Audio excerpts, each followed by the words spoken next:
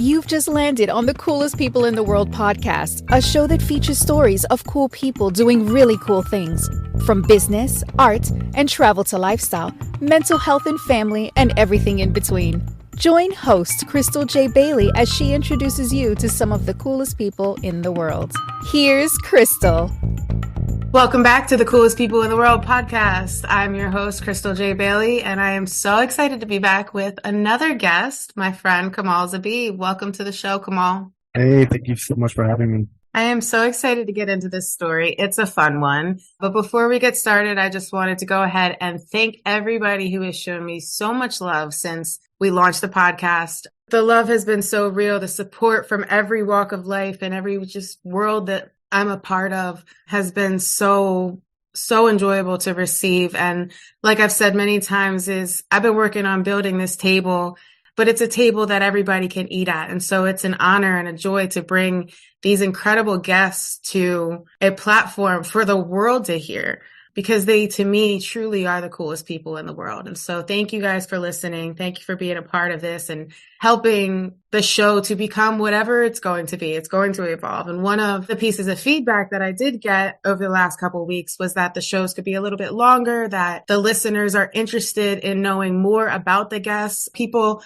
are interested in these stories and how people have become who they are. So we're going to test out that theory and go a little longer with this one as we get into Kamal's story. So I'm going to tell you about how I met Kamal, but before we do that, I'm going to have Kamal introduce himself. So can you tell us a little bit about who you are and where you come from and what you do?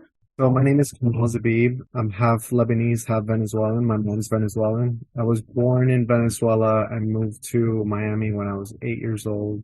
Was a competitive swimmer for pretty much all of elementary, middle school, and high school. Doing that, I felt really well fulfilled in my athletic life, but I really wanted to get into the artistic side of my life. So in high school, at the very end of high school, I started doing theater, which really grew a seed in me, and I really fell in love with it. Once I got into college, I went to Florida State. I did not follow through with swimming in college because I was just completely burnt out, and I really wanted to, experiment and see what it is that I wanted to get out of this life. Basically, I wanted to see what my interests were, and I spent so much time in the water swimming that I didn't really have time for all of that experimentation. So once I got into college, I started looking around, seeing what everybody was doing. A lot of people were joining frats, a lot of people were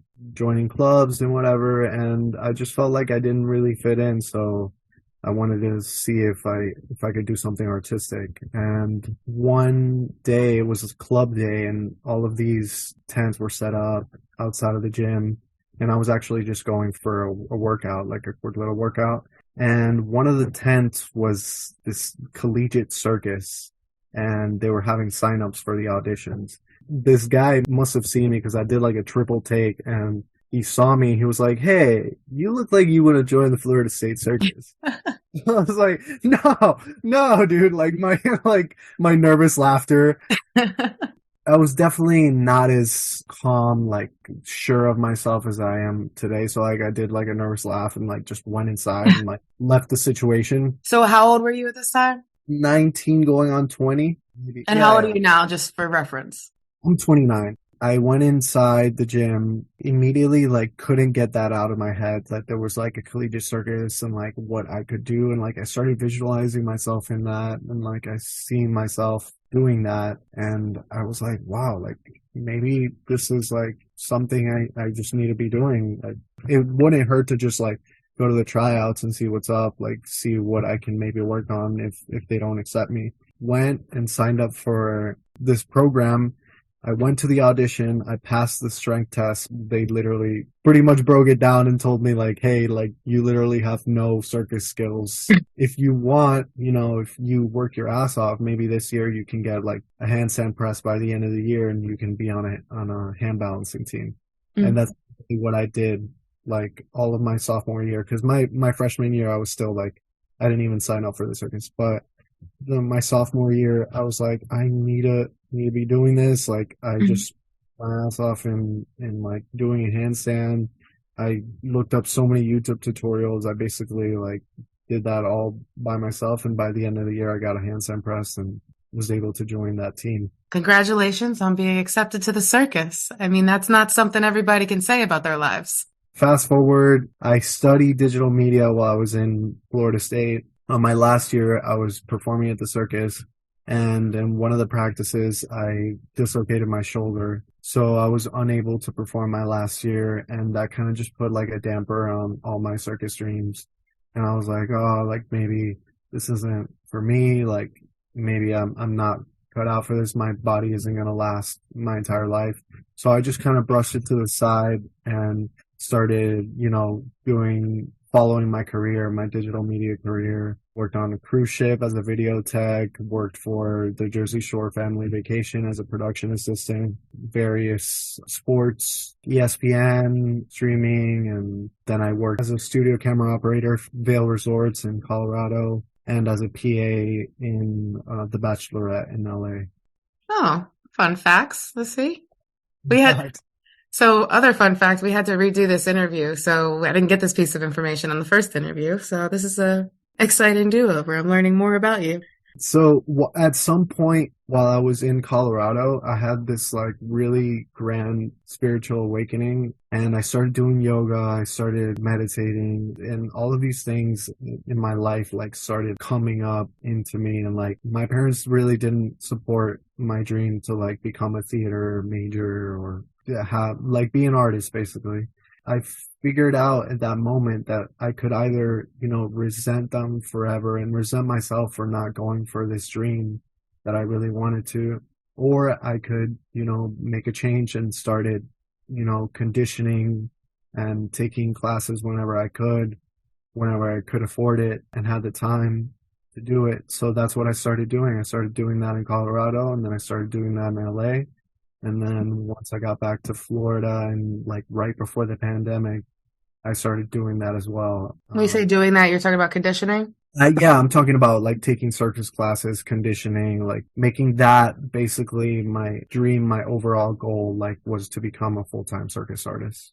What is it about the circus that excited you? It's like literally me in activity. It's so fitting. I've been athletic like my entire life. I did soccer, I did swimming, I did water polo. I was the swimming and the water polo captain. I just always loved to be outside and do like physical stuff and everything. And then there's also this other part of me that like was always creating different scenarios, like trying to find like comedic outlets. And that also took kind of that seed that I wanted to be a theater geek pretty much. But I also like grew up with two older brothers that were like, yo, what's up?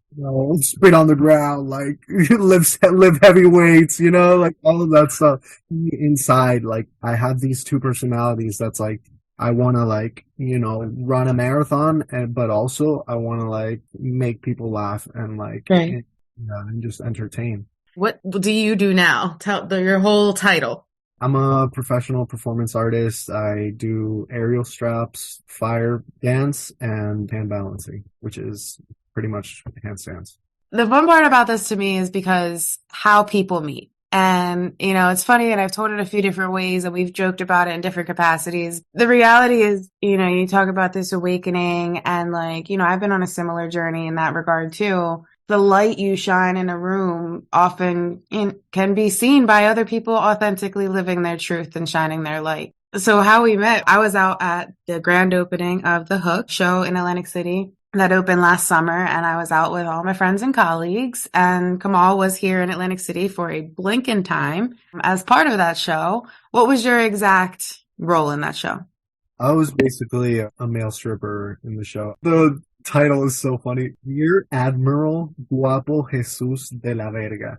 It was. Can you kind of summarize what the Hook is for us? It's a circus cabaret show with a nautical theme, basically. So we're all like guests on a ship or like working on a ship or like, let's say, a fish outside of the ship. And we're all different parts of this ship that just crashed onto the shores of the Jersey Shore. And hang out, and we're all like different characters. One of them is somebody on the hoop. There's an aerial straps duo. There's a hand balancer, acrobats. There's me as a stripper and as an acrobat. There was just like this part in the show where I would grab somebody for a stage dance and just like walk through the aisle. I looked at this one person that like didn't seem like she wanted to be in it. So I was like, I don't. So I kept walking and I kept walking down the aisle. And then I looked at Krystle and I was like, you look like you want to be a part of this show. And she just kind of like smiled and like looked at her friends and was like, oh, I don't know. But like, yes. What was so funny though, and you could have never known, is like I just made this big career announcement like that week. My whole, so I write for the local newspaper, Shore Local News magazine, and I've been doing that for several years. And I do a lot of event coverage and stuff for them. So this grand opening, I was out with the owners of the paper. That's who I was sitting next to. And of course, she was like Cindy nudging me, go, go, go.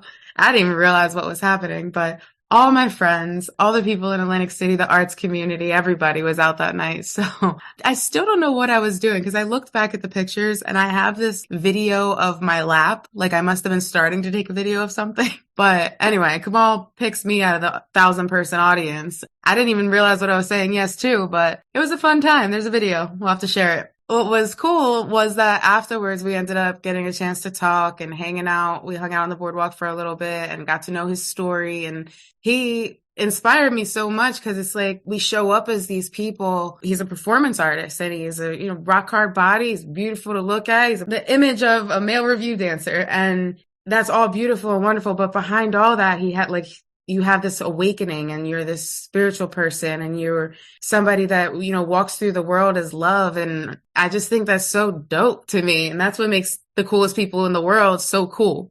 I just want to say I really appreciate you saying that because there is such a thing as like a performer stereotype where like, oh, okay, there's just this person, he's a body. He might do technical stuff. He might be like talented also, but like he's a body. He's not using his head. He's not using his spirit.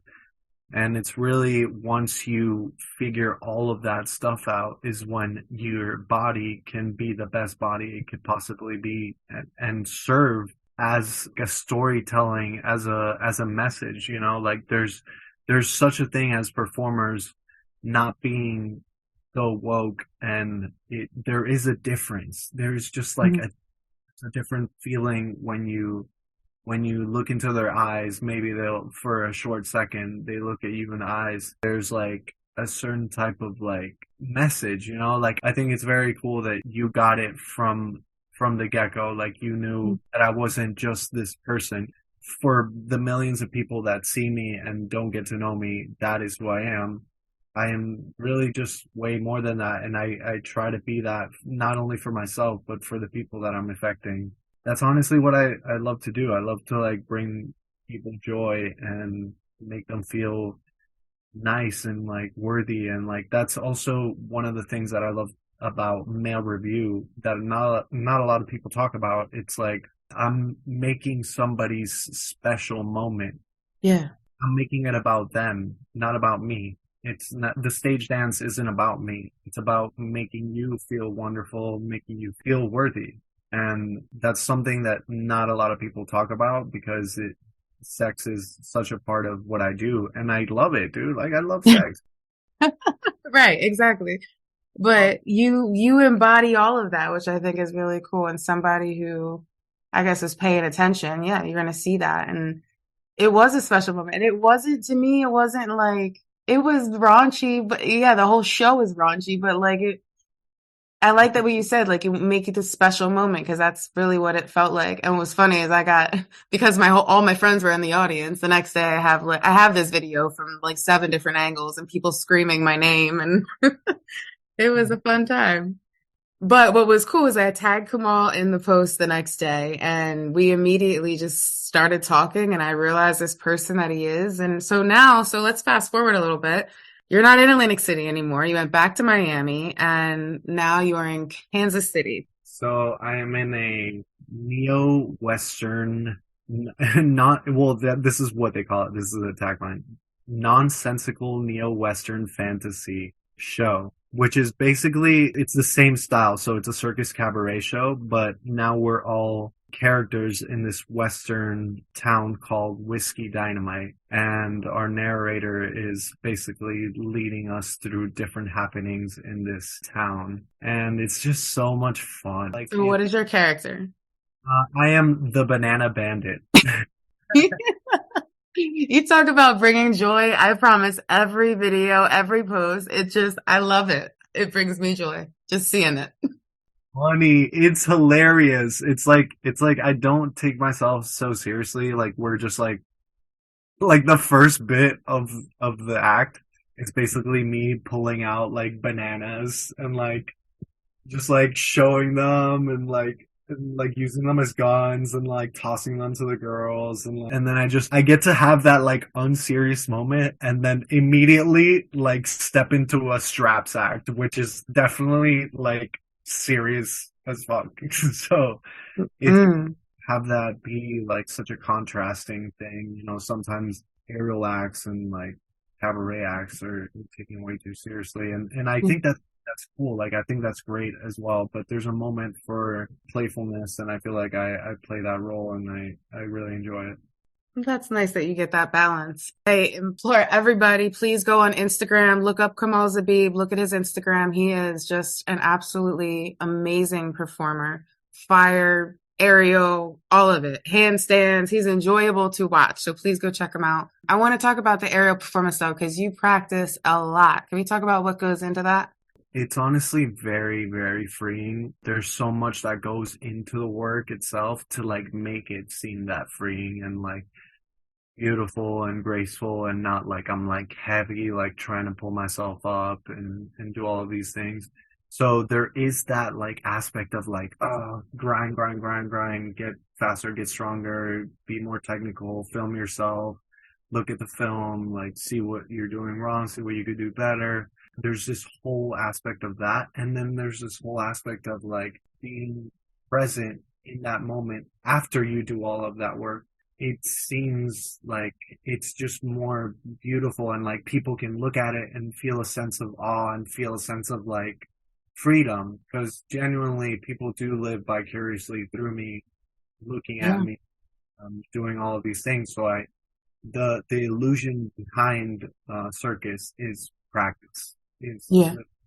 It's like so much practice so that I can look like it's effortless and we can all enjoy it. But Uh, it takes a toll on your body, I imagine. Absolutely. My back is, you know, at this point is like hurting a little bit. I have like this loose rib action on my left hand side. I just went to Cairo for it. I've dealt with it so much and like I said, like in that one time that I dealt with it in my last year at Florida State, I feel like that has taught me so much on like how not to give up, you know, like even if it was 2 years after the fact that I realized, hey, like you want to do this, you love doing this, like don't give up on it.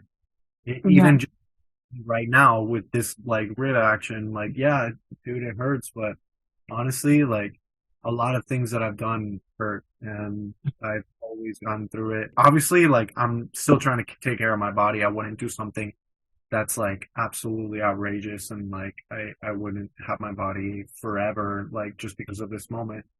But at the same time, it's just knowing how to take risks in the right way so that, you know, you're taking care of your body, but at the same time, hey, like we're powering through. We want to do this. Yeah. This is my job. This is my passion. This is my devotion. So what goes into the self-care aspect of the opposite side of the hard work? Opposite side of the hard work and how I become present in that moment is has to do a lot with like my grounding routine and just the things that I do outside of work. So like I go into the sauna, I go into the steam room, I do cold plunges, I hot tub, I have a daily morning routine where I wake up, I do Wim Hof breathing exercises, I meditate for 15 to 20 minutes, and then I journal the first part of my journaling is pretty much just like stream of thought, whatever is going on in my mind. It's more of like a reflexive thing that I do to just like see what's going on in my brain, like, and pinpoint all of these things and not have them like just in my head so that it's basically a reflection. And then last piece that I do is I do 10 things that I'm grateful for. And that really just like gets my mindset going, like focus on the good and not so much on the bad. And then honestly, it's always helped me out because if I focus more on the good, I see the good and I track more of it. If I focus on the bad or get stuck focusing on the bad, it seems to take a toll on my life. Amen to that. I definitely live by that too. I love that you have this balance and I love that you're willing to share. I think that's really important. It goes back to what you said just about this image of, you have this physical hard body and you're on stage and you're this circus performer, but it's the most fascinating part to me is like this human that you are behind the scenes and what goes into that level of focus and that level of self-care to be able to do what you do and entertain how you entertain. So I really honor that a lot. I want to talk a little bit about who inspires you. I feel like there's so many athletes, there's so many coworkers, there's so many like people that have inspired me to do what I do and like live this life. But I also want to like give a huge shout out to my mom. Maybe she has been the person who's most inspired me and basically like drilled this thing of like just be your authentic self, like follow your bliss.